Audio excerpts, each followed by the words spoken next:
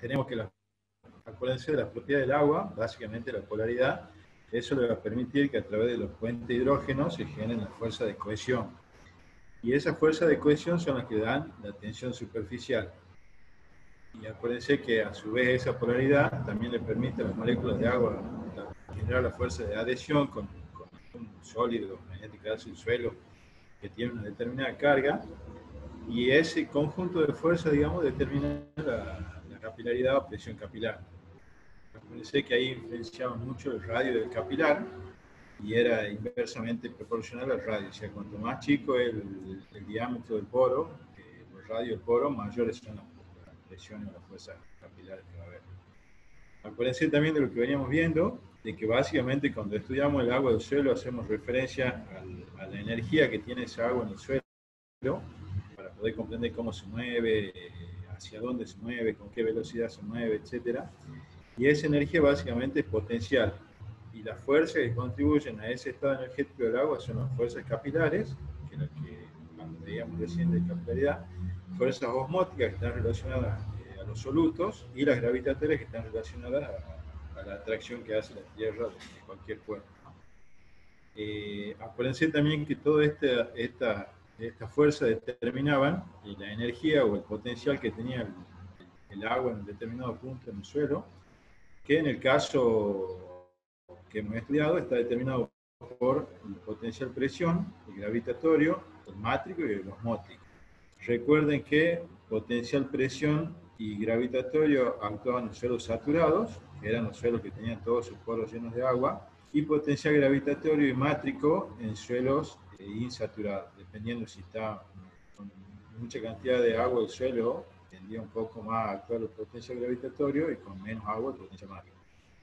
Y el potencial osmótico, acuérdense que es importante en lo que hace a la salinidad del suelo, a la relación con la planta, pero en lo que hace al movimiento del agua del suelo no tenía mucho efecto, porque bueno, la solución tenía más o menos la misma concentración del suelo. Después hemos visto el contenido hídrico el contenido hídrico del suelo. Acuérdense que ese contenido hídrico era la cantidad de agua que había en un determinado momento en el suelo, y podíamos expresarlo de tres formas: en forma gravimétrica, volumétrica o en forma de milímetros. Sobre esto vamos a hacer un ejercicio ahora enseguida para reflejar un poco y cerrar un poco ese tema que se me hace que de la. Y también recuerden de que para poder interpretar ese contenido hídrico del suelo, nosotros necesitamos saber, como veíamos anteriormente, con qué energía está retenida el agua en el suelo. O sea, el contenido hídrico por sí solo no nos decía mucho. Para saber con qué energía estaba esa agua retenida, teníamos que relacionarlo a través de la curva de capacidad hídrica. Esa curva de capacidad hídrica que relacionaba la succión total en kilopascales con el contenido hídrico volumétrico nos va a permitir, entre otras cosas, conocer las constantes hídricas del suelo. Recuerden que era capacidad de campo, máxima retención de agua, punto de marchitez, coeficiente higroscópico. Y también nos va a permitir esa curva tener una idea de la distribución aproximada de los poros, ¿sí? O sea, de la porosidad total del suelo. Ustedes se acuerdan que han visto algo en física y también hemos visto algo conmigo. Tenemos básicamente tres tipos de poros: los poros inútiles, que son los poros muy pequeños, que están del punto de marchitez hacia el suelo más seco; los poros útiles, que son los que están entre capacidad de campo y el punto de marchitez; y los poros de drenaje, que son los poros más grandes, por los cuales el agua se mueve más rápido en saturación, que son los poros de drenaje, que son los poros más grandes, ¿no? Ese es básicamente un repaso de lo que hemos visto en la clase pasada. Y ahora, en función de eso, le preparo un pequeño ejercicio para que resolvamos, y de ahí pasemos rápidamente al tema ya que nos ocupa en la clase de hoy.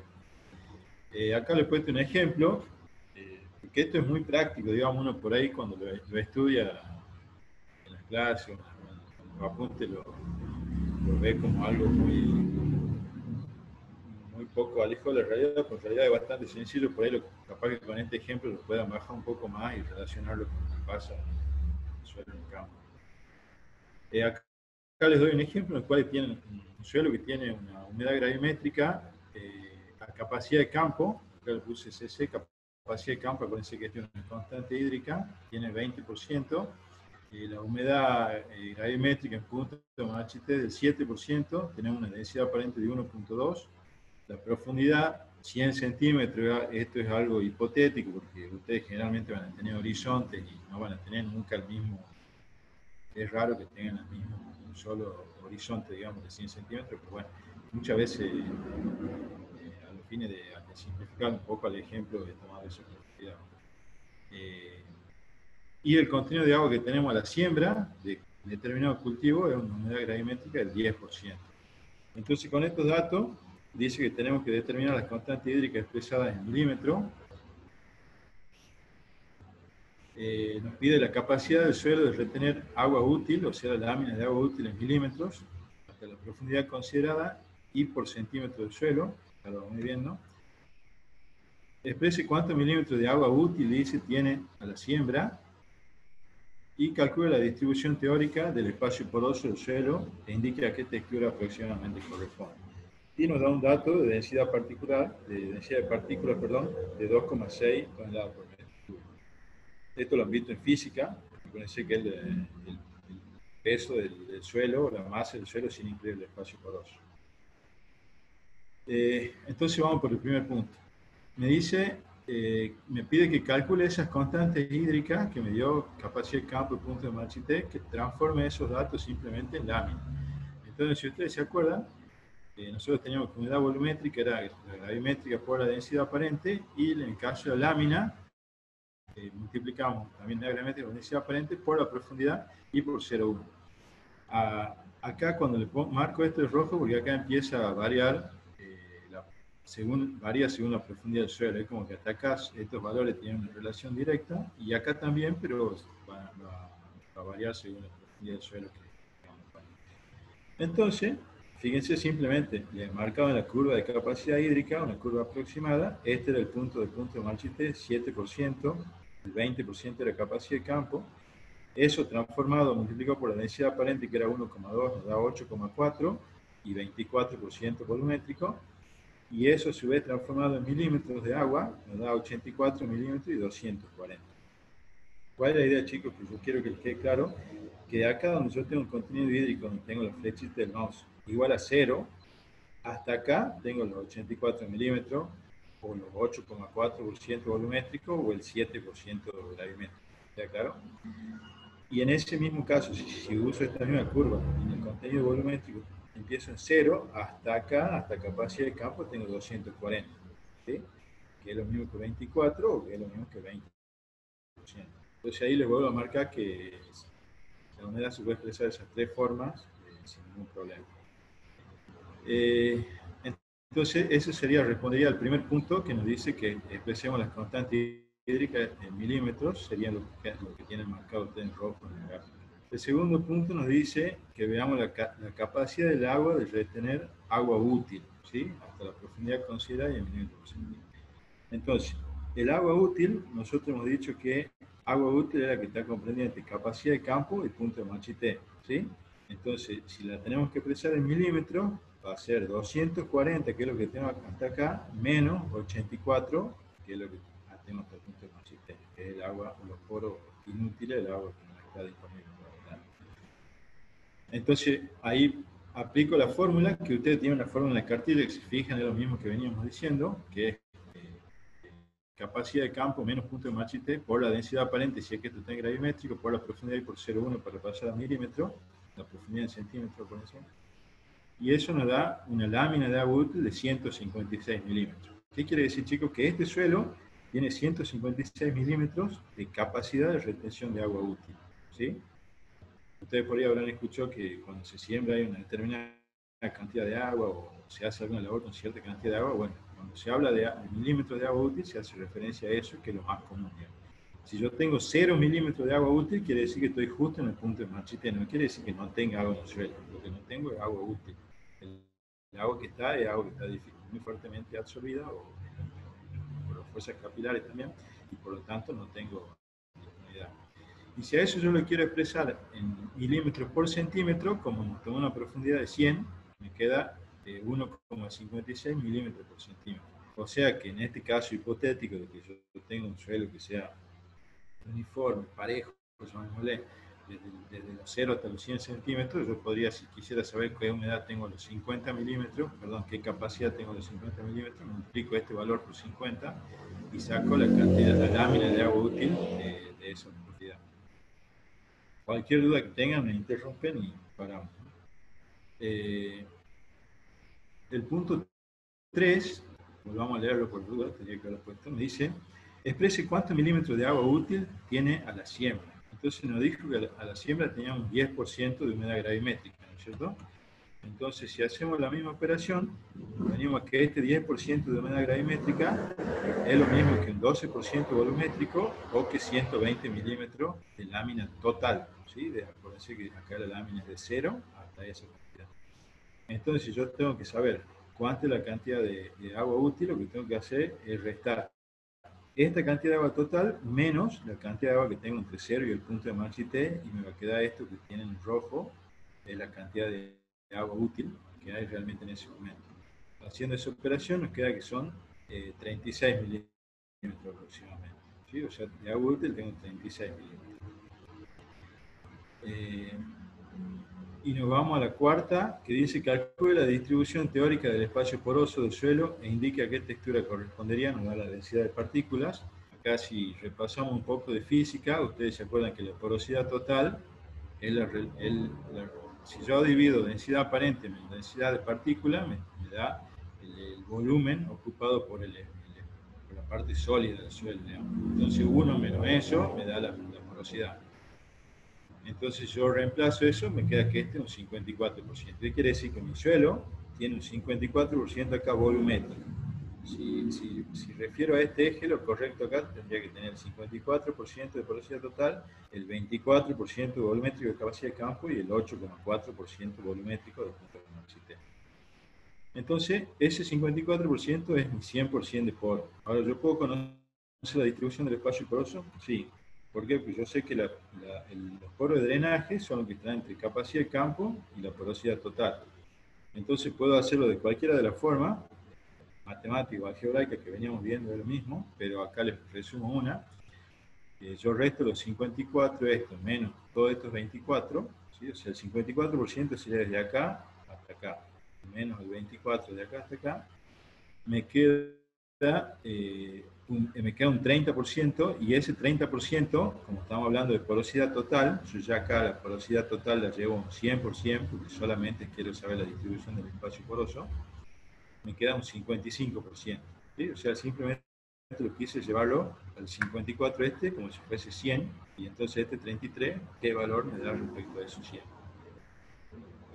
Entonces tengo un 55% de poro de drenaje. Los poros útiles, por el mismo procedimiento, resto capacidad de campo en el punto de Marchité y lo llevo a 100%, me queda un 29%, y los poros inútiles, de la misma forma, me queda un 16%. Entonces, con esta distribución, va en base a lo que hemos visto anteriormente, yo puedo inducir o intuir de qué tipo de textura se trata. Acuérdense, los suelos que son muy arenosos, había un alto porcentaje de poros de drenaje, son los poros más grandes, y un suelo arcilloso, todo lo contrario, la mayor cantidad eran poros inútiles, y un suelo franco limoso, de textura media, digamos, había un mayor porcentaje de poros útiles o almacenables. En este caso vemos que hay dominancia de los poros de drenaje, acá no están en forma proporcional el gráfico, pero bueno, al estar dominando los poros de drenaje, podemos estar casi seguros que se trata de un suelo de una textura moderadamente gruesa, capaz que franco arenoso, o una de esas cosas. Así que, bueno, con eso, como que cerramos un poco la clase pasada. Quería que todos esos conceptos que habíamos visto, cualquier un ejercicio, como para que les quede un poco más claro para qué sirve cada cosa. Y bueno, estos datos que veíamos recién de cantidad de agua almacenada son importantes porque, como yo les decía, muchas veces se decide una siembra en función de los milímetros, sobre todo en zonas donde no se esperan precipitaciones, como pasa en el caso nuestro en cultivo de invierno, se hace trigo, se hace garbanzo. se decide la siembra en función de los milímetros de agua útil que yo tengo almacenado en el perfil. Y a veces se consideran 2 metros, 1,50 m, depende del cultivo de profundidad. Pero con este dato uno más o menos puede tener una idea de cómo va a ser el año, si va a sembrar o no, en qué momento, etc. Bueno, ya pasando al tema que nos compete, hoy vamos a ver el movimiento del agua en el suelo. Y como tienen acá, bueno, básicamente el agua en el suelo se mueve en estado líquido. También se puede mover en estado de vapor. En cualquier caso, el movimiento siempre del agua en el suelo es muy lento.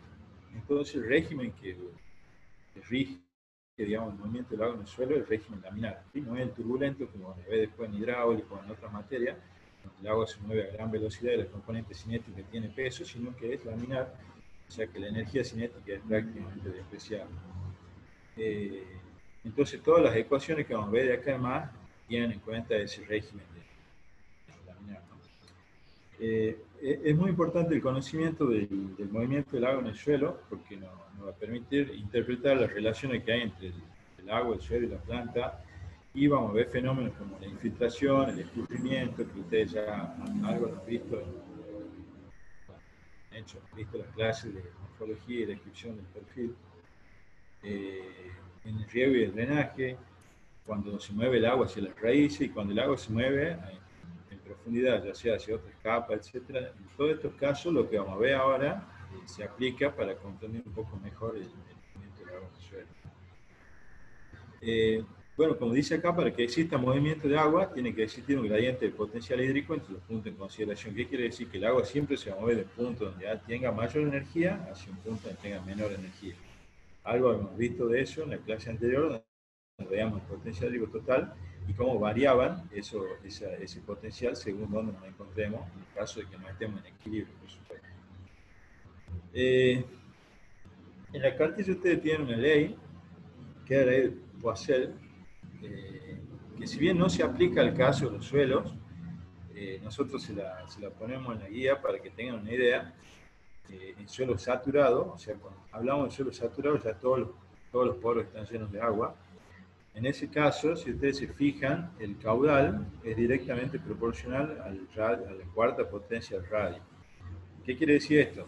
Que acá lo que se puede ver es la importancia del tamaño del poro. O sea, cuando el poro sea más grande, el caudal es mucho mayor, más que proporcionalmente, digamos. ¿Se entiende, no? Y es también importante para que vean algo que hemos visto en física y que tiene que ver con la compactación. Muchas veces la compactación lo que implica es la pérdida de los poros de drenaje, de los poros grandes, y por lo tanto lo que más se reduce es el movimiento del agua en el suelo, en el caso del caudal. Esta ley, como les digo, de Poiseuille, se aplica para tubos rectos, lisos, condiciones relativamente controladas que no son las condiciones del suelo. Simplemente era para mostrar la relación que tienen radio con caudal. En el caso de cuando ya empezamos a hablar del suelo, la ley que utilizamos es la ley de Darcy, ¿sí?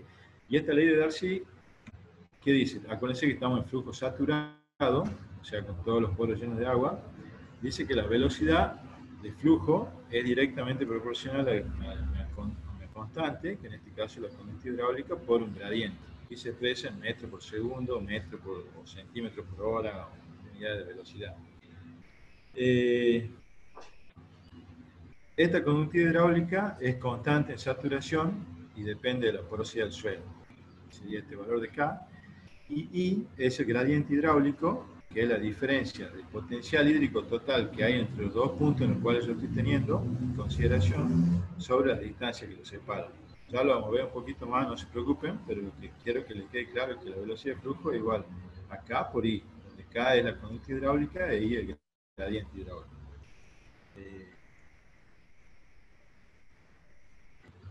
Bueno, acá hay una animación de cómo se determina K. El laboratorio podría ser. Entonces, si vamos viendo parte por parte, tenemos que el caudal que pasa por esta sección de suelo saturado, conoce que el suelo está saturado, es proporcional al área, lógicamente, por la conductividad y por el gradiente. Como ustedes saben, caudal, si paso área para acá, me queda velocidad, entonces voy a la ley de Darcy, que B igual a K por I. El gradiente hidráulico sería la diferencia de potencial que hay entre el punto A, entre el punto B que estoy considerando y el punto A. Y acá he tomado arbitrariamente el nivel de referencia, punto A. Podría haberlo tomado acá arriba también. Entonces la diferencia de potencial entre estos dos puntos me va a generar el gradiente hidráulico dividido la distancia que los separa, y esa es la fuerza impulsora, digamos, del movimiento. Lógicamente, acá yo voy a tener un mayor potencial gravitatorio, acuérdense que estamos en suelos saturados, comparado con el punto de acá, y por lo tanto esa diferencia de potencial gravitatorio entre este punto y este me va a permitir el flujo de agua, en este caso hacia abajo. Siempre recuerden que estamos viendo un suelo saturado. Entonces, ¿a qué conclusión llegamos? Que la conductividad hidráulica esta que determina la velocidad de flujo va a representar la pendiente de la curva que relaciona la velocidad con el gradiente hidráulico, ¿sí? Entonces, cuanto mayor sea esta pendiente, que sería el caso de un suelo arenoso, el valor de K es más alto, y por lo tanto, si el gradiente fuese el mismo, la velocidad de flujo va a ser más alta. ¿Qué quiere decir eso? Que el agua se va a mover mucho más rápido en saturación por un suelo arenoso que un suelo arcilloso, que sería este, que tiene una baja conductividad hidráulica en saturación. ¿Queda claro? ¿Vamos bien hasta ahí? Así tenemos que, por ejemplo, un suelo arcilloso, el agua, si lo llevamos a centímetros por día, para que ustedes tengan una idea,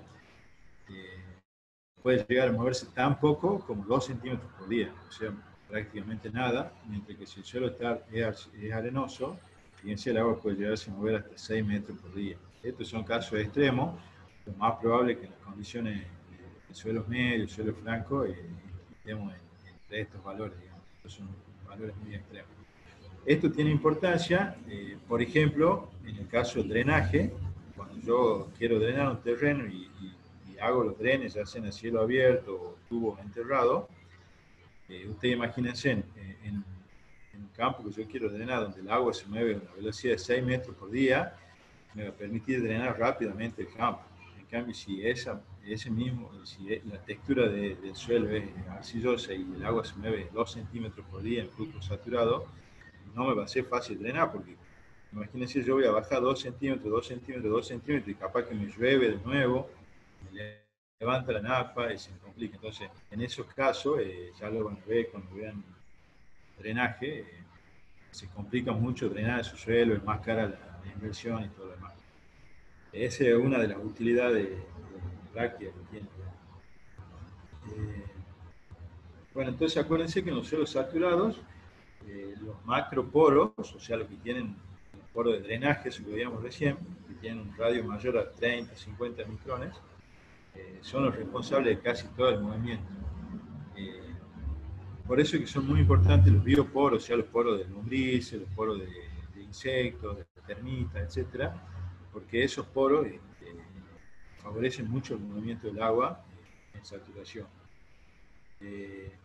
Eso también hace que esta variable, la conductividad hidráulica, que veíamos acá, porque esto uno lo determina experimentalmente llevando una muestra al laboratorio, que si se acuerdan está relacionado con la permeabilidad, cuando nosotros caracterizamos un perfil.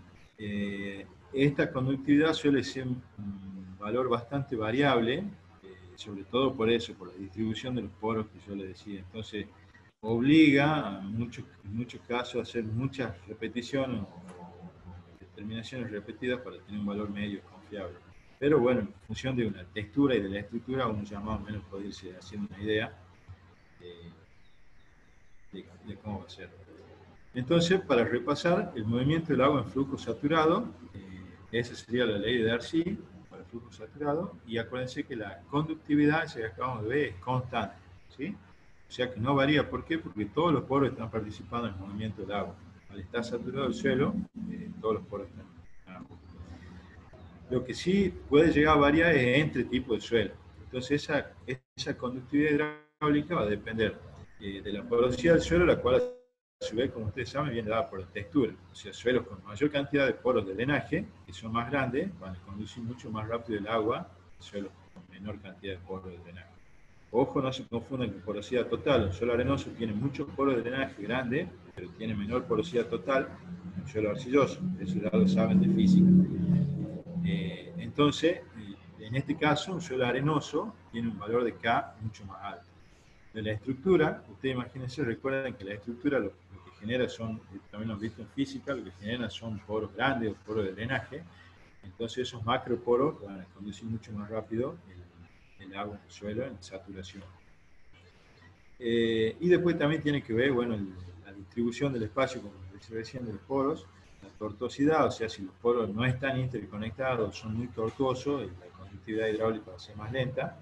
Y lógicamente, como les decía hace un rato también, la compactación. La compactación lo primero que genera es pérdida de espacio y macroporos. Por tanto, una de las variables que más se afectan son la conductividad hidráulica. Y también depende de propiedad del fluido, como ser la densidad y la viscosidad. Que en el caso nuestro, como estamos tratando solamente con agua, no les llevamos mucho el apunte, pero en el caso, por ejemplo, de que alguna vez les toque trabajar con efluente o con hidrocarburos u otras cosas, bueno, ya cobra peso el movimiento de esos fluidos en el suelo según la propiedad del líquido. Acuérdense que el I es el gradiente hidráulico, que básicamente es la diferencia entre el potencial o carga hidráulica en determinado punto y otro sobre la distancia que los separa. Y en este caso son fundamentales el potencial gravitatorio y el potencial presión. Acuérdense que estamos hablando de suelo saturado, ¿sí?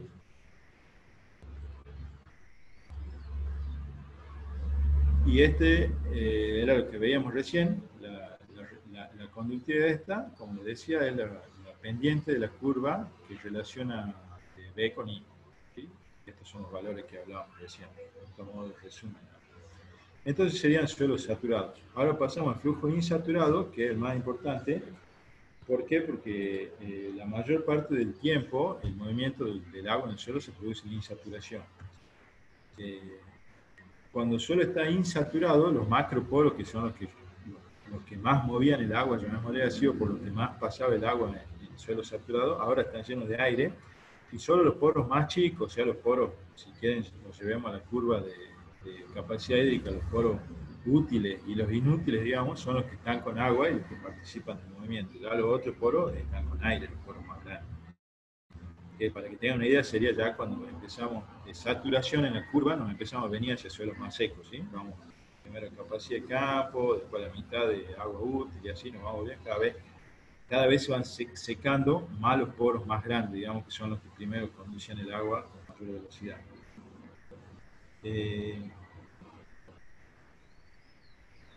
Entonces, ¿qué es lo que pasa cuando el suelo está insaturado? El contenido de agua y la fuerza, cuando hacemos referencia a la fuerza, estamos hablando de succión, acuérdense de capilaridad, como lo he visto al principio, es muy variable. Esto va a influenciar el movimiento, la velocidad y dirección del agua y hace que sea relativamente difícil de medir esa conductividad hidráulica. ¿Qué quiere decir? Cuando el suelo esté más seco, ustedes imagínense un suelo más seco, los poros que tienen agua en ese momento son los poros más chicos, ¿sí? Esos poros más chicos, el agua dentro de esos poros está sujeta a mayores presiones capilares o fuerzas capilares, más alta succión, acuérdense, y por lo tanto hace que el movimiento sea más difícil, ¿no? Además de ser poros más chicos, ya cuenta más tortuosidad, etcétera, lo cual dificulta que ese movimiento sea tan rápido como lo era en condiciones de saturación o cerca de saturación. Entonces, en flujo insaturado van a intervenir el potencial mátrico y el gravitatorio. Acá ya el potencial de presión no tiene nada que ver, porque ya estamos hablando del flujo insaturado. También se aplica la ley de Darcy, pero la diferencia que tenemos en este caso es que K ya no es constante como era antes. Parece que K dependía de la propiedad del suelo y del fluido, y en este caso ya no es constante, sino que depende del contenido hídrico del suelo y de la distribución del espacio poroso. O sea, de la succión, ya lo vamos a ver como ejemplo. A medida que el suelo se va secando, K es menor, y es menor la pendiente que en relación a la recta de B versus I.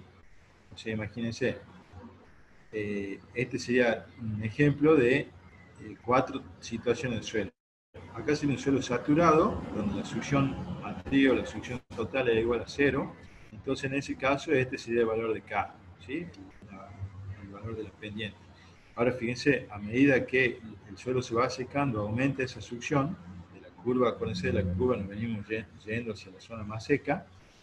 ¿Qué pasa? El suelo ya los poros grandes no participan en el movimiento del agua y por lo tanto esta pendiente empieza a ser cada vez más baja, y cuando el suelo está seco todavía es más baja. Entonces esa conductividad hidráulica es variable y depende del contenido hídrico.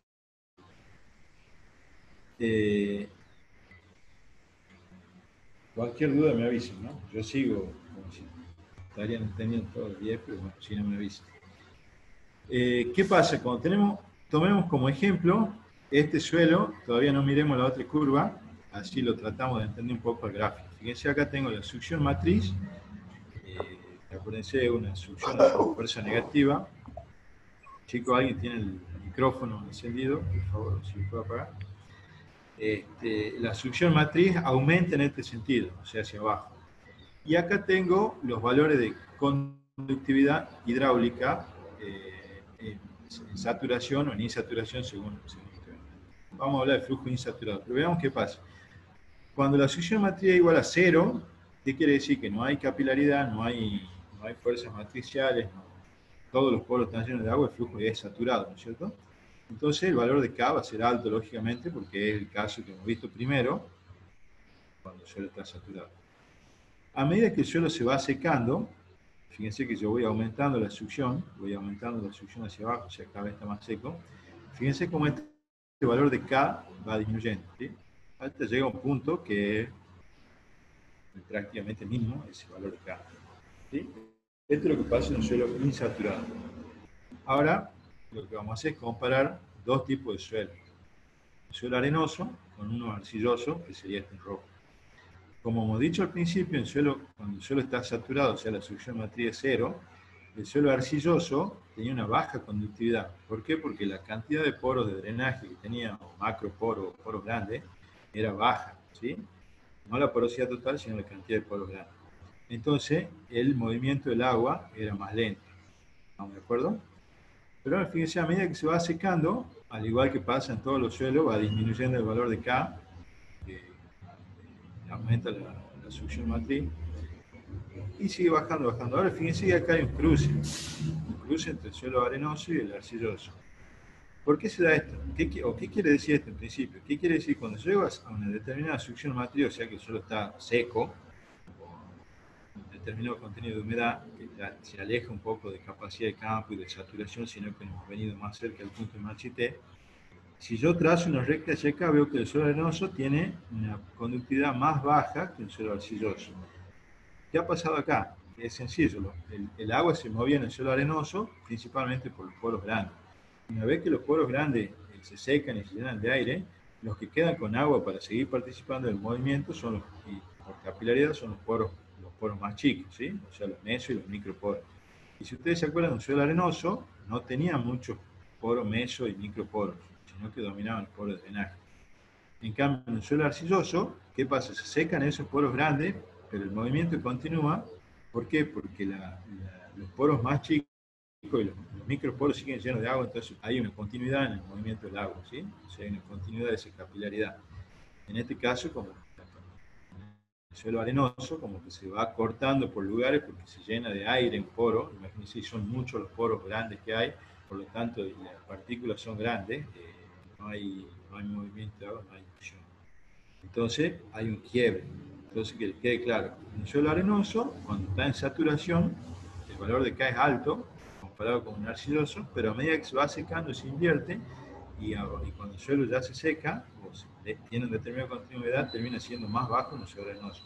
Eso explica, por ejemplo, cuando están en el río, o en la playa, o en algún lugar donde haya arena, que si ustedes ven las primeras 2, 3 centímetros, está seco y ustedes sacan con la mano, con el pie y abajo tiene humedad.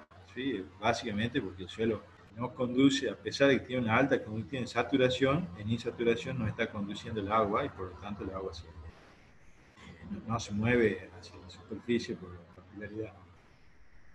Esto también tiene importancia en el caso de una napa freática. Bueno, ya lo vamos a ver.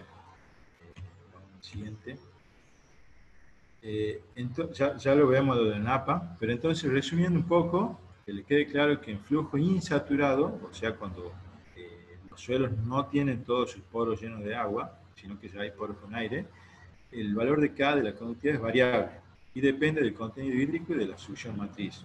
A menor contenido hídrico, mayor succión, menor K y por lo tanto menor velocidad. Acuérdense que B es igual a K por I. Entonces, si es más baja la K, mantengo el gradiente, menor va a ser la B. En el caso del flujo saturado, siempre va a ser mayor que en flujo insaturado, el valor de K, y en este caso es constante y depende de propiedades del suelo, la porosidad, que ya hemos visto a su vez de qué depende, y las propiedades del fluido, como les decía recién. Un ratito veamos la importancia que tiene esto en el caso de las napas. Vamos un poco acá. Bien, entonces, en función de eso que acabamos de ver, el movimiento del agua en suelo saturado e insaturado, ya podemos empezar a abarcar otros temas de un poco más de importancia práctica agronómica, como ser la infiltración, la formación de la capa de agua seca, la redistribución de agua en el perfil y el almacenaje de agua en el suelo. La infiltración se define como la entrada de agua, o la velocidad de entrada de agua a la superficie del suelo en forma vertical. ¿Sí? Este concepto que no lo vienen claro porque muchas veces se confunde. Y la velocidad de infiltración, al igual que veíamos recién, está determinada por el caudal ese que entra, o sea, el volumen sobre el tiempo, dividido en la sección, en el área, y expresión del tiempo nos va a dar una velocidad. Si ustedes ven este grafiquito de abajo, este es el método para determinar la infiltración con el doble anillo, uno de los métodos, el más experimental, si quieren llamarlo, para trabajo científico, eso es este método, que básicamente consiste en colocar agua en un cilindro interno y en otro externo, que hace de buffer del externo, y en el interno coloco una regla con un cronómetro, voy midiendo la cantidad de agua que va infiltrando. Tengo que mantener cierto nivel constante, etcétera, para tratar de que la medida esté bien hecha, pero básicamente ese es el principio. Y si ustedes se fijan, acá tengo un gráfico en el cual yo tengo la velocidad de infiltración, que es lo que acabamos de describir, o sea, la velocidad de entrada de agua a la superficie, y el tiempo desde que yo empiezo, por ejemplo, esta prueba. Entonces, si ustedes se fijan, lógicamente en un suelo de textura más gruesa, como puede ser un suelo franco arenoso, esa velocidad de infiltración va a ser mayor. ¿Por qué? Porque el agua se mueve por los poros más grandes, estarían en condiciones de saturación en esta parte superior, por lo tanto el potencial gravitatorio es más fácil de actuar y se mueve rápidamente el agua. Acuérdense por la ley de Poiseuille que decía que cuanto más grande sea el radio, más rápido se movía el agua. Y por el otro lado tenemos un extremo, un suelo arcilloso, en acá dice un suelo arcilla 2-1 expansible, por ejemplo, donde la velocidad de infiltración es mucho más baja. Pero fíjense que esta velocidad no es constante, sino que varía. Empieza en un determinado valor, tomemos este que es el suelo franco-limoso, fíjense que al principio es alta y después va bajando la velocidad, bajando hasta que se estabilice. ¿Por qué será alta al principio? Porque probablemente este suelo haya estado seco, entonces primero esos macroporos de los que hablábamos recién se llenan de agua, y después una vez que esos macroporos ya se llenan de agua, se empieza el movimiento del agua por todo el suelo, digamos. En ese caso ya se estabiliza un poco y se llega al valor de infiltración básica, que también lo van a ver, ese término es muy utilizado en riego para definir el tiempo de riego por manto, de riego por inundación. Pero bueno, básicamente la idea que yo quiero que les quede clara es que la infiltración es la entrada de agua en forma vertical. Y este es un fenómeno transitorio, porque una vez que el agua ya está dentro del suelo, dentro del perfil del suelo, el movimiento que hay en el agua dentro del suelo hacia abajo se llama percolación, indistintamente que esté en saturación o en insaturación, ¿sí? Entonces ese otro término, percolación, en el cual ya el movimiento es dentro del suelo, y cuando el agua se va a capas más profundas que ya no son útiles para la planta, estamos hablando de exceso de agua y ya estamos hablando de drenaje interno, ¿sí? Cuando se escapa el agua del perfil del suelo. Entonces, si acá tengo un grafiquito, siempre acuérdense de ver primero los ejes. Acá yo tengo la profundidad del suelo, esta sería la superficie del suelo, y esta sería la profundidad en centímetros, ¿no? Y acá en el eje de la X está graficado el contenido de agua. Entonces, a esta no le llevamos la punta de esta primera curva, veamos la segunda que dice que es una lluvia de 3 horas. En esta lluvia de 3 horas, nosotros vamos a tener al principio un contenido, digamos, cerca de la superficie, que sería algo parecido a lo que está pasando acá cuando está infiltrando el agua en el cilindro. Vamos a tener cerca de la superficie un contenido hídrico alto, ¿sí? Fíjense que está prácticamente en saturación el suelo. Entonces ahí el movimiento va a ser en suelo saturado y se va a regir por la ley de Darcy que hemos visto hace rato. Después tenemos otra zona, un poco más abajo, donde todavía el contenido de humedad es alto, que se llama zona de transmisión. Acá ya el suelo está insaturado y lo que van a determinar el movimiento van a ser los potenciales mátricos y gravitatorios, pero principalmente el gravitatorio. ¿Por qué? Porque estamos cerca de saturación o todavía, digamos, hay muchos poros grandes que participan del movimiento del agua, por lo tanto no están tan influenciados por las fuerzas matriciales. Y a medida que vamos más en profundidad, donde llegó el humedecimiento, pasamos a una zona que se llama zona de humedecimiento o frente de humedecimiento, que sería esto, ¿sí? O sea, los 60 centímetros aproximadamente para una lluvia de 3 horas.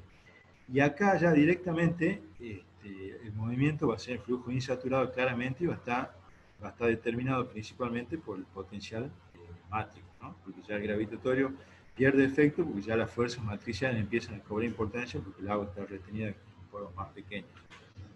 Entonces, esta entrada de agua al suelo en forma vertical, fíjense acá el movimiento se produce en saturación y después en insaturación. Y si la lluvia es menor, en este caso da un ejemplo del libro, digamos, puede ser de media hora, una hora o un poco más, depende de la humedad que tiene el suelo. En este caso, prácticamente todo el movimiento es en insaturación. O sea, acá no tenemos una zona saturada, sino que ya empezaríamos con la zona de transmisión un poquito y pasamos directamente al frente de humedecimiento.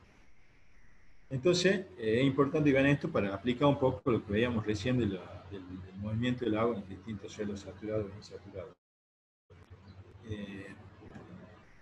Entonces, si analizamos un poco el perfil de humedecimiento del suelo, que es lo mismo que le mostraba recién, nada más que en otro gráfico, fíjense, imagínense que este es un surco, que lo estamos regando, o puede ser el suelo, cual está cayendo una lluvia, nada más que esta lámina no sería tan alta, esperemos que no traiga nada. Entonces nosotros tenemos una zona inicial, que es una zona de saturación, perdón, en este gráfico está gráfico el contenido de agua con la profundidad, parecido al gráfico anterior, a este gráfico, ¿sí? Entonces, ¿qué pasa? Cuando yo empiezo a regar o empieza a llover, en superficie tengo parte en saturación, la zona de transmisión, la zona de humedecimiento, y acá tengo el frente de humedecimiento, ¿sí? Que es la zona de transmisión. A ver si tengo... Entonces, por lo que nosotros hemos visto, la velocidad de flujo, hablemos de esta parte, ¿qué pasaba con la velocidad de flujo en suelo insaturado? Era igual a K por I, ¿sí? El gradiente hidráulico va a ser la diferencia de humedad que hay entre este punto, supongamos, y este punto, ¿sí? Que si ustedes se fijan, a esta profundidad hay un buen contenido de humedad y a esta profundidad prácticamente está seco, igual que el momento del inicio del riego cuando no había agua. Entonces, ¿qué pasa? Si acá hay mucha agua, digamos, y acá hay poca agua, la diferencia de potencial hídrico total va a ser grande, ¿no es cierto? ¿Por qué? Porque tenemos una zona donde el agua tiene mucha energía libre a una zona donde el agua prácticamente no tiene energía. Entonces hay una gran diferencia de potencial y como hemos dicho también que la conductividad hidráulica es variable y depende del contenido de agua, si nosotros nos fijamos en esta zona, ya hay un contenido de agua importante, digamos, por supuesto que se está humedeciendo, pero eso permite que el agua se mueva. ¿Por qué? Porque tenemos la conductividad hidráulica y además tenemos el gradiente hidráulico entre estos dos puntos. Sí, diferencia potencial hídrico total en realidad no es gradiente hidráulico. Entre estos dos puntos, que son grandes. Entonces eso va a permitir que el agua se siga moviendo en profundidad. Entonces llega un tiempo 2, que ustedes en la cartilla lo tienen un poquito más detallado, pero esto es simplemente para explicarles. Fíjense cómo ya cesó la lluvia, por supuesto, o el riego, entonces ya no tenemos nada en saturación, ya todo el agua se está moviendo en insaturación, por diferencia de potencial gravitatorio y mático, pero y fíjense que el frente de humedecimiento se trasladó más abajo. Ahora fíjense qué pasa si yo comparo este punto que está abajo del frente de humedecimiento con uno que esté por arriba, por ejemplo. Fíjense que ya la diferencia de contenido de agua entre los dos puntos es prácticamente mínima, ¿sí?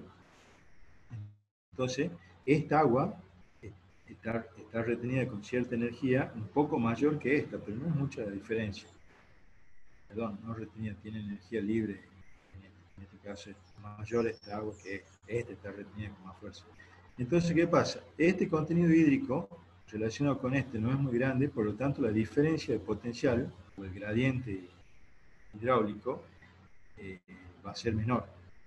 Y además, si nos acordamos que la conductividad hidráulica se va mermando a medida que el suelo se va secando, fíjense acá ya el contenido de humedad es muy bajo, comparado con lo que teníamos recién acá, entonces esos dos fenómenos hacen que el agua deje de moverse en profundidad y llega a un punto donde no se mueve más, ¿sí? Si no, el agua se perdería en profundidad y después de una lluvia, no sé, digamos 15 días no tendría nada de agua, porque el agua se movió, se movió, se movió y se fue.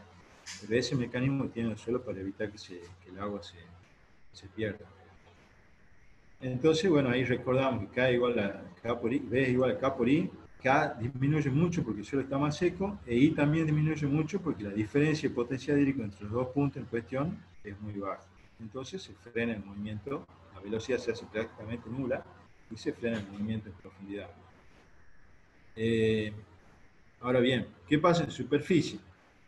En superficie, si el suelo está húmedo, ustedes imagínense, tomo este punto, o sea, los 5 centímetros, digamos, y tenemos una cantidad de agua interesante, ¿no? Entonces, como la atmósfera tiene una muy baja presión de vapor, concentración, perdón, de vapor de agua, y el suelo está prácticamente saturado de vapor de agua, ya lo vamos a ver cuando veamos movimiento en la fase de vapor, pero acuérdense que el suelo, la atmósfera del suelo, digamos, el aire del suelo tiene un alto contenido de humedad relativa, perdón, de humedad relativa de vapor, de presión de vapor de agua. ¿Qué pasa? Hay una tendencia a perderse esa agua en forma de vapor, ¿cierto? Entonces hay evaporación. Pero ese proceso no es infinito, porque si no también se secaría el suelo. Sino, ¿qué pasa? Después de un cierto tiempo se forma lo que se llama la capa seca, porque ¿qué pasa? Si yo, por ejemplo, yo relaciono esta profundidad a los 20, 30 centímetros, por ejemplo, y la atmósfera, sí tengo una gran diferencia de potencial entre los dos puntos, ¿sí? Porque acá tengo mucha agua y acá no tengo nada. Entonces, eso me favorecería el movimiento. Pero ¿qué pasa? Que en esta zona, donde se ha ido secando y secando el suelo, como hemos dicho recién, que en suelos insaturados, acá es variable, la conductividad es variable y depende del contenido hídrico, como el suelo ya se secó mucho, esa acá disminuye mucho. Entonces, por más de que haya un gradiente interesante entre estos dos puntos, no hay por donde se conduzca esa agua, porque se está secando el suelo y eso logra, o eso lleva, perdón, a que se forme la capa seca. Entonces, esa capa seca, que recién lo hablábamos algo del ejemplo de la arena en el río, en el mar, esa capa seca que tiene un espesor variable según la textura y la intensidad con la que se produce el fenómeno, es la que permite que el agua, al transcurrir cierto tiempo, me quede de esta forma almacenada en el suelo.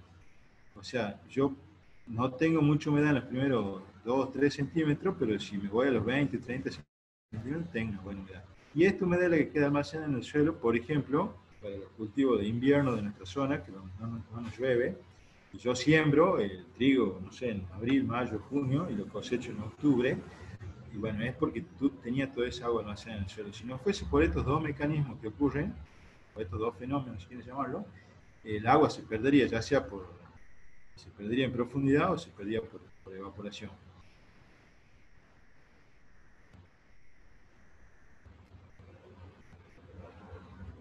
Bien. Eh, entonces,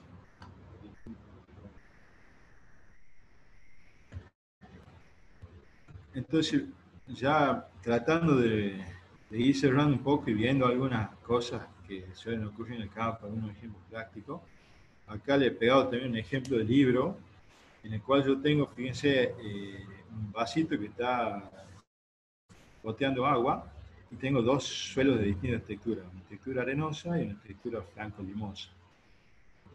Fíjense, esto sería 40 minutos o 40 litros, también pueden decirle, le pongamos que sean 40 minutos que yo estoy regando o haciendo pasar agua por ese capa de suelo.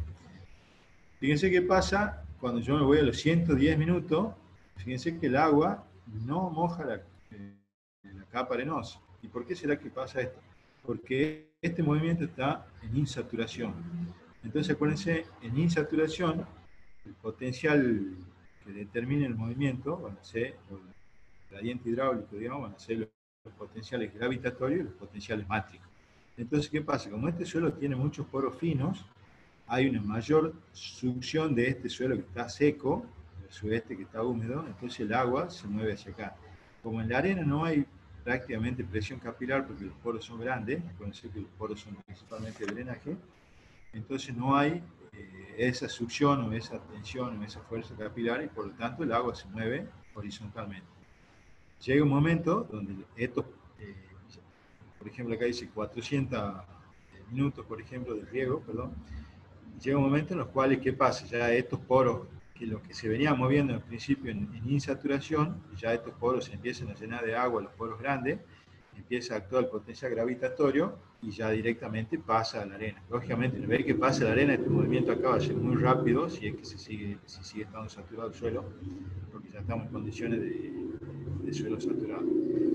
Esto tiene importancia porque si ustedes tienen, por ejemplo, una capa, esto puede pasar en el campo, si ustedes tienen una capa arenosa debajo de los 40, 50, 60 centímetros, le va a permitir mantener agua durante más tiempo en superficie. Ojo, no quiere decir que esto sea bueno, porque acuérdense que la arena, por lo que hemos visto en la curva de capacidad hídrica, retiene menos agua útil. Entonces, pero digamos, en términos generales, lo que permite que se mantenga más tiempo el agua sin moverse en esta parte. Imagínenselo al revés. Si yo tengo una napa freática acá, entonces esta arena no me va a permitir el ascenso capilar porque no hay poros capilares. Por lo tanto, si yo tengo una napa freática y tengo una capa de arena a determinada profundidad arriba de esa napa freática, ese agua no me va a afectar a la superficie del suelo, lo cual puede ser negativo si es que me falta el agua o positivo si es que hay una zona con exceso hídrico. Pero bueno, era para que vean por ahí un poco más práctico que no este movimiento del agua en el suelo. Eh, bueno, entonces hemos visto movimiento del agua en suelos saturados, en suelos insaturados, y nos queda ver el movimiento en la fase de vapor. Este movimiento se rige por la ley de Fick, que si se fijan es una ley similar a la de Darcy, en la cual tenemos que la velocidad de flujo es directamente proporcional a la diferencia de concentración sobre la distancia entre los dos puntos, este sería como un gradiente, y un coeficiente de difusión. Acá lo más importante, como yo les decía hace un rato, acuérdense que el movimiento en la fase de vapor dentro del suelo es mínimo en comparación con el movimiento en la fase líquida, porque esta diferencia de concentración de vapor de agua es mínima también. O sea, el suelo, la atmósfera del suelo tiene una alta concentración de vapor de agua, así esté seco o húmedo. Entonces eso no genera un gran gradiente y por lo tanto el movimiento no hay una gran velocidad. Pero en general, si nosotros comparamos, por ejemplo, un suelo a capacidad de campo y en punto de marchite, si quieren llamarlo a la misma temperatura, el movimiento va a ser muy lento, pero va a ser siempre de la zona esta, donde hay mayor vapor de agua en la atmósfera del suelo, hacia esta que tiene menos. Y esta presión de vapor de agua va a estar influenciada por la temperatura. Cuando yo tengo mayor temperatura, tengo mayor presión de vapor de agua y por lo tanto puede ocurrir este caso, que por ejemplo ocurre durante el día, que si yo tengo el suelo en punto de marchiteo muy seco, pero tiene una alta temperatura porque se está calentando por el sol, y abajo tengo una capa o suelo con una capacidad de campo más húmedo, pero con menos temperatura, el agua en la fase de vapor se va a mover desde arriba hacia abajo, ¿sí? Por más de que la cantidad de agua líquida sea mayor en la parte de abajo. Y a la noche ocurre lo contrario, o sea, a la noche vamos a tener más temperatura en profundidad y por lo tanto y además vamos a tener también más cantidad de agua, vapor de agua, por lo tanto se va a mover hacia la superficie. Esto lo bueno, vemos mucho, por ejemplo, en invierno. Muchas veces uno cuando recién amanece o es temprano, el suelo está húmedo y a pesar de que el día anterior estaba seco, incluso no es una buena hora para hacer algunas labores, para andar en camioneta, porque si humedece el suelo, sobre todo en las personas con problemas de drenaje, y se complica, ¿no? Bueno, también tenemos la evaporación, que es la pérdida de agua, el movimiento de agua en forma de vapor desde el suelo hacia la atmósfera. Y esta es una forma, sí es una forma importante en la cual se pierde el agua del suelo, ¿sí? Lo que hablábamos recién del movimiento dentro del suelo, y ahora estamos hablando desde el suelo hacia la atmósfera. En este caso va a depender de la cobertura vegetal, el riego si es que hubiese, el aporte de calor, el gradiente de presión de vapor, o sea, la diferencia de presión de vapor entre la atmósfera y el suelo, que siempre es alta, acuérdense que hay mucho vapor de agua en el suelo y poco siempre en la atmósfera, el contenido de agua en el suelo, lógicamente. Entonces,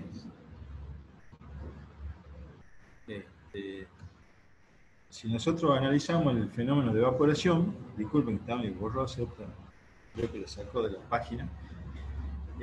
Si analizamos la velocidad, o sea, los milímetros por hora o los milímetros por hora, por día, si quieren, en tiempo, fíjense que la evaporación al principio, suponiendo que el suelo esté húmedo, es máxima, ¿no es cierto? Y es constante. ¿Por qué? Porque depende solamente de los factores meteorológicos, o sea, depende de la radiación, de la temperatura, depende de la diferencia de humedad que tenga el aire, del viento. Entonces, en ese caso, si el suelo está a capacidad de campo o con alto contenido de humedad, se pierde rápidamente el agua en la superficie en forma de vapor. Una vez que ese suelo ya entra en insaturación, o sea que ya estamos hablando de contenido de agua cercano a la capacidad de campo y ahí yéndonos para abajo, ya empieza a jugar el suelo, digamos. Y entonces ya esa intensidad deja de ser tan alta y ya va a depender más de la propiedad del suelo.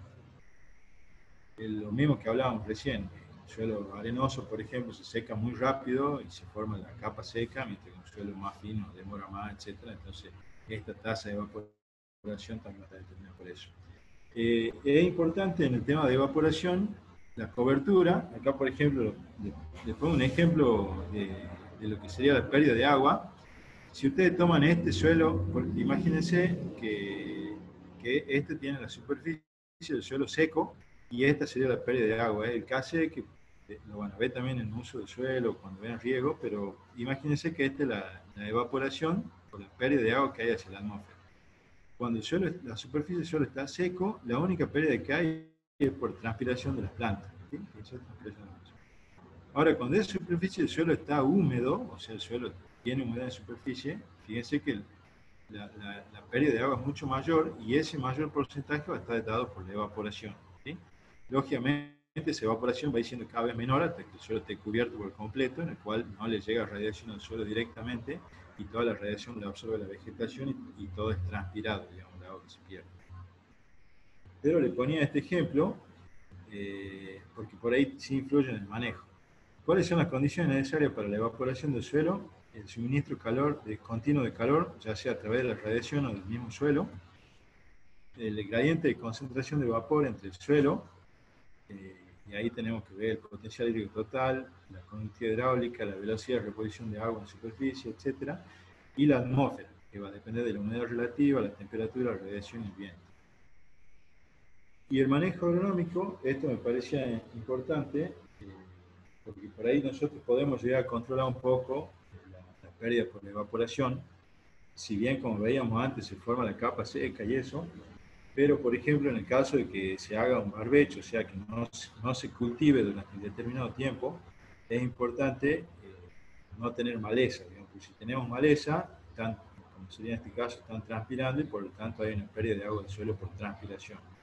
O sea, ese almacenaje de agua del suelo que hemos visto recién en la distribución del agua es posible siempre y cuando yo no tenga plantas o maleza en este caso. Si yo tengo maleza que están consumiendo esa agua, lógicamente el agua se va a ir perdiendo. Otra forma de evitar las pérdidas de agua por evaporación son, por ejemplo, la siembra directa, para el caso de grano, en el cual yo mantengo la cobertura y esa cobertura evita que la radiación solar incida directamente sobre el suelo, por lo tanto el calentamiento es mucho más lento y por lo tanto la energía, digamos, que es necesaria para la evaporación es menor y eso frena, calentiza un poco el proceso de evaporación.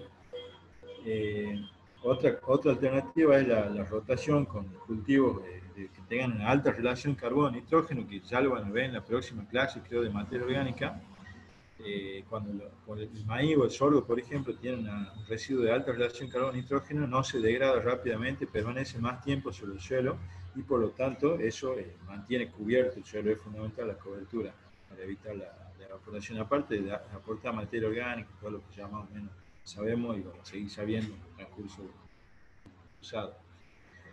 La otra alternativa son los cultivos de cobertura, que ustedes habrán escuchado que están muy de moda ahora, que si bien el cultivo de cobertura uno lo pone en el invierno, en el caso nuestro, y consume todo el agua, porque esa es la verdad, digamos, uno siembra cuando no llueve, y entonces esa agua que veíamos recién que se almacena se pierde, pero la pérdida entre comillas, porque yo genero biomasa, genero cobertura, genero materia orgánica, tanto superficial como radicular, y eso me favorece de todo punto de vista del suelo. Entonces, cuando yo tengo una lluvia, después de las primeras lluvias del verano, tengo por empezar la cobertura, lo cual no me va a cubrir de la evaporación. Además, esa cobertura va a disminuir el impacto de las gotas de lluvia, por lo tanto no voy a tener una desagregación del suelo. Al haber una buena cobertura, va a frenar un poco el escurrimiento, por lo tanto voy a tener una mayor infiltración, un mayor almacenaje de agua, etcétera, etcétera, etcétera. O sea, son todo sumas, digamos. Por supuesto, habrá algunos casos puntuales donde las lluvias sean muy escasas o los tiempos sean muy complicados, donde por ahí los cultivos de cobertura habrá que cuestionarse un poco más. Pero en términos generales, son buenos, digamos, hacen un aporte beneficioso al ciclo del agua en el suelo. Y en el caso de caña de azúcar, la cosecha en verde, que bueno, ya casi toda la cosecha en verde, pero el hecho de dejar rastrojos en superficie, eso también me protege al suelo de la evaporación directa y por lo tanto, sobre todo en suelos que son un poco más arenosos, que se calientan más rápidamente, es fundamental.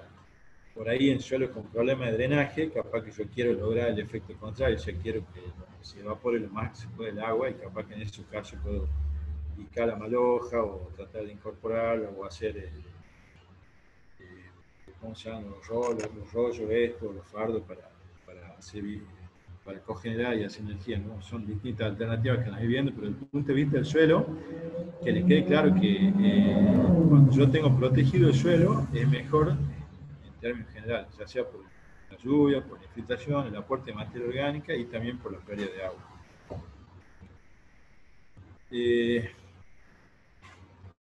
Ya hablando un poquito más de la relación con la planta, por ahí viene un poco al final, tenemos que el agua se mueve desde el suelo hacia la atmósfera, ¿sí? Eso queda claro.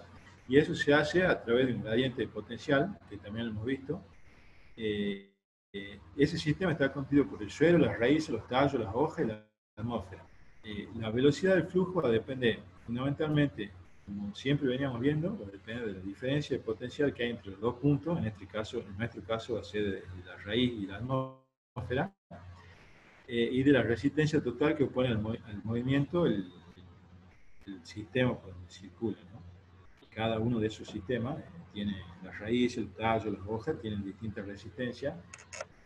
Algo habrán visto en fisiología, lo van a ver, y tienen mecanismos a su vez para tratar de controlar. Ustedes siempre acuérdense que cuanto la planta más transpire, es mejor, digamos. Lo que hay que tratar de mermar es la evaporación directa del suelo. Hoy en día, con la ingeniería genética, se está tratando de lograr plantas que transpiren menos y produzcan la misma cantidad de biomasa. Pero en términos generales, una planta que más transpira produce más, digamos.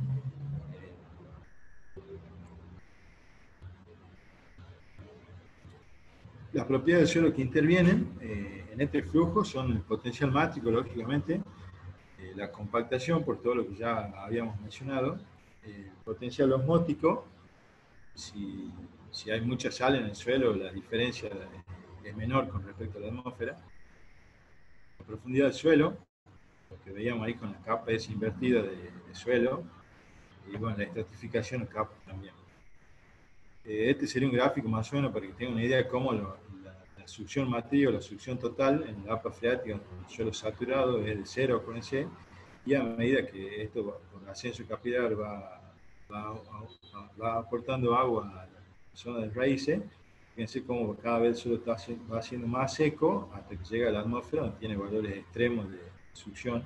Por lo tanto, esto genera la diferencia de potencial que permite el movimiento del agua a través de la planta. Acá les marcó cuáles son las pérdidas en rojo, las ganancias en azul, etc. En lo que hace la absorción de agua por las plantas, si nosotros hacemos un gráfico en el cual vemos la distancia desde la raíz y el contenido de agua, vemos de que cuando estamos muy cerca de la raíz, el contenido de agua es muy bajo. ¿Por qué? Porque lógicamente la planta está consumiendo agua, ¿cierto? Entonces esto genera una diferencia de potencial hídrico respecto al agua, por ejemplo, que está a 9 milímetros, que genera que el agua se vaya moviendo hacia la raíz. Fíjense que ese efecto llega hasta aproximadamente los 9 milímetros y no se extiende, digamos. Sin embargo, digamos, entre estos dos puntos hay cierta diferencia y por lo tanto algo de movimiento de agua va a haber. Entonces, el movimiento capilar es importante, pero también es muy importante la elongación del sistema radicular y la distribución. ¿Por qué? Porque si fuera solo con el movimiento capilar no se abastecería de suficiente agua, porque por ejemplo que tengamos, no sé, por dar un ejemplo tonto, 10 raíces, por más de que haya movimiento capilar, no podrían, como es limitado el efecto capilar hasta una cierta distancia, no pueden absorber lo mismo que si hay 10.000 raíces. Entonces la diferencia también es parte del movimiento capilar y parte de la distribución y elongación del sistema radicular. Y ahí tienen un grafiquito con el cual este gráfico también he sacado un libro en el cual, si ustedes se fijan, esto sería a las 2 horas de un riego, por ejemplo. Esta es la raíz central y estas son las raíces laterales. Y fíjense a las 24 horas cómo esto se ha secado prácticamente. Esto es una imagen con microscopía electrónica, supongo. Se secó, bueno, esta zona, al generar que el agua esté retenida con más energía y por lo tanto hay una diferencia potencial respecto a esto y va a permitir que haya movimiento de agua hacia esta zona. Por supuesto, como les decía, eso es limitado y la distribución y el crecimiento de la raíz incluye. Para ir terminando, ¿cuáles son los factores que afectan la cantidad de agua útil que hay en el suelo? Con ese agua útil es capacidad de campo en el punto de Machité. La textura del suelo, esto ya lo hemos visto. Los suelos arenosos tienen una baja cantidad de agua útil, los suelos arcillosos también, porque hay muchos poros inútiles. Y los suelos medios, de textura franca limosa, son la mayor cantidad de agua útil. Los contenidos de materia orgánica, si se fijan, la materia orgánica a medida que aumenta, el contenido de materia orgánica, y acá tenemos la cantidad de agua, aumenta en capacidad de campo, aumenta mayor la retención, por lo tanto, hay una mayor cantidad de agua útil. Entonces, un suelo con poca materia orgánica y un suelo con mucha materia orgánica. Este efecto de la materia orgánica es positivo siempre y tiene un efecto directo o un indirecto. Un efecto directo, porque al ser materia orgánica retiene una mayor cantidad de agua, puede ser que es un compuesto coloidal, retiene mayor cantidad de agua, y por otro lado un efecto indirecto, ya que le da mayor estabilidad a los agregados del suelo, eso genera que se mantengan la porosidad del suelo, sobre todo la macroporosidad, genera estructura y por lo tanto genera macroporosidad, y eso permite una mayor infiltración, una mayor capacidad de almacenaje. Después tenemos la compactación es negativa, y acá rápidamente le voy a explicar lo que es el índice hídrico óptimo, ya estamos medio sobre la hora, pero le explico rápidamente. A ver si me entienden esto, rapidito. Esta sería la condición ideal de un suelo normal, y el espacio esto sería capacidad de campo y esto punto de Machité. Entonces todo lo que está acá sería agua útil. Ahora fíjense qué pasa cuando yo aumento la densidad aparente, ¿sí? O sea que lo voy compactando en suelo. Fíjense acá está la densidad aparente. Yo voy aumentando la densidad aparente y cuando yo aumento la densidad aparente, ¿qué pasa? Yo rompo los poros grandes, como he dicho recién. Entonces, si yo rompo los poros grandes, genero más poros más chicos y por lo tanto empiezo a perder aireación. Entonces, un suelo que antes estaba de capacidad de campo, capaz que ahora tiene el mismo contenido de agua, pero como yo lo he compactado, eh, tengo menos aire, digamos, ¿sí? Porque yo, esos poros de drenaje ya no están, no son menos. Entonces, ¿qué pasa? Si yo me tomo por la aireación que yo necesito para las raíces, a medida que yo voy compactando el suelo, cada vez la verdadera cantidad o la verdadera capacidad de campo, llamémosla entre comillas, o la cantidad de agua que fácilmente pueden tomar las plantas, se va reduciendo, ¿sí? Y por el otro lado, acá también va aumentando la compactación. ¿Qué es lo que pasa? Cuando el suelo se va secando, imagínense un suelo compactado y seco, está mucho más duro que un suelo no compactado y seco también. Entonces, eh, le es mucho más fácil a las raíces, aunque haya poca agua, tomarla de un suelo que no está compactado, que un suelo que está muy compactado, que además hay más microporos y todo lo que ya vimos, y además que tiene una resistencia a ser penetrado, entonces no pueden entrar las raíces. Entonces, ¿qué pasa? A medida que se va compactando el suelo, se va aumentando esa resistencia, lo cual hace que el punto de marchite sea más alto y la capacidad de campo sea más baja. Entonces llega a un punto de compactación tal que ya directamente no tengo casi agua útil. ¿Por qué? Porque por un extremo no tengo oxigenación y cuando ya el suelo se ha secado un poco y empiezo a tener aire para que respiren las raíces, ya está tan duro que tampoco pueden extraer agua porque no pueden proliferar las raíces como veíamos en la diapositiva anterior. Entonces, esto se llama índice hídrico, por si lo ven por ahí. Entonces, es un efecto secundario que tiene la compactación del suelo, que por ahí no se lo estudia mucho, pero es importante. El potencial osmótico también influye. Ustedes fíjense que acá tenemos una curva de capacidad hídrica, la succión en función del contenido hídrico. Fíjense, tenemos cierta cantidad de sales. Si yo no tendría las sales, esta sería mi curva de capacidad hídrica. O sea, lógicamente, a medida que se va secando, aumenta la succión. Pero como tengo cierto contenido de sales, tengo que aumentarle este potencial a esta curva y por lo tanto esta sería mi verdadera curva. Entonces, ¿qué quiere decir? Que yo, por ejemplo, cuando tengo un 14% de humedad volumétrica, antes la tenía el agua retenida a 450 kilopascal. Ahora que el suelo salino tengo 800, por lo tanto es mucho más difícil que yo le saque el agua. Si me voy al punto de marchite, antes yo lo tenía, supongamos que sea por acá, lo tenía en 8% y ahora si me voy a 1500 lo tengo en casi 11%. O sea que si me ha corrido el punto de marchite, porque el suelo está más salino, se le cuesta más a la planta sacar el agua. Y esto es lo último, que es un ejemplo bastante interesante, ya de más práctico. Fíjense ustedes, esta sería la profundidad del suelo y este sería el contenido de humedad volumétrico, dice acá, pero en realidad creo que es lámina, ya lo vamos viendo. Si lo vemos, por ejemplo, este sería el punto de Marchité, entonces eso me preguntaba en la clase pasada, me hacían una consulta, si yo a las constantes las determino por horizonte o en todo el perfil. Lo ideal es hacerlo por horizonte. Entonces acá está hecho por horizonte, por eso no es una línea recta, sino que fíjense que tiene distintas formas. Ese sería el agua no disponible. Acuérdense, ahí esto es como la curva de capacidad hídrica, o sea, estamos del punto de Marchité hacia seco. Capacidad de campo, y esta sería el agua útil, porosidad total, y este sería el agua de drenaje o los poros de drenaje. ¿Sí? Eso sería, esa acuérdense es constante, prácticamente no varía. Lo que sí varía es el contenido hídrico del suelo, que es lo que nos ve ahora. Perdón, eso es el agua fácilmente utilizable, difícilmente utilizable, considerando un 50% aproximadamente. ¿Qué pasa? El contenido hídrico, por ejemplo, cuando yo coseché el trigo 2007, tenía este valor. ¿Sí? O sea, fíjense que en superficie, en los primeros centímetros, estaba incluso bajo el punto de Marchité y acá ya entraba dentro de la zona de agua útil, siempre siendo poca. Pero ¿qué quiere decir? Que el trigo sacó muchísima agua de este sector y acá seguía sacando, pero ya menos.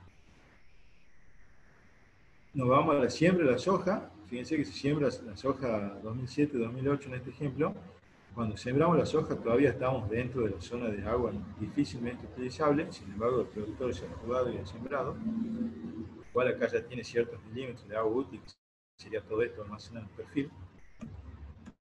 Cuando nos vamos a la soja en R5, fíjense que ya la lluvia se ha generalizado y en superficie tenemos una buena disponibilidad de agua, prácticamente cerca de capacidad de campo, merma eso y se encuentra dentro del agua fácilmente utilizable. O sea que esta soja en R5 va a estar, que es el periodo crítico, va a estar fenomenal porque no le falta agua. Acá tenemos la cosecha de la soja, fíjense, se ve que ha llovido, o sea, cosechado muy temprano o ha llovido en marzo y abril, mucho. Entonces, esta cosecha se ha hecho en condiciones no muy adecuadas, porque fíjense que arriba estábamos cerca de capacidad de campo incluso pasado, entonces el suelo está muy blando y por lo tanto muy fácil de compactarse. Entonces, probablemente ahí estemos cometiendo un error, pero bueno, capaz que nos quede otra por la fecha y si no se nos pierde el cultivo. Y tenemos una buena humedad en todo el perfil.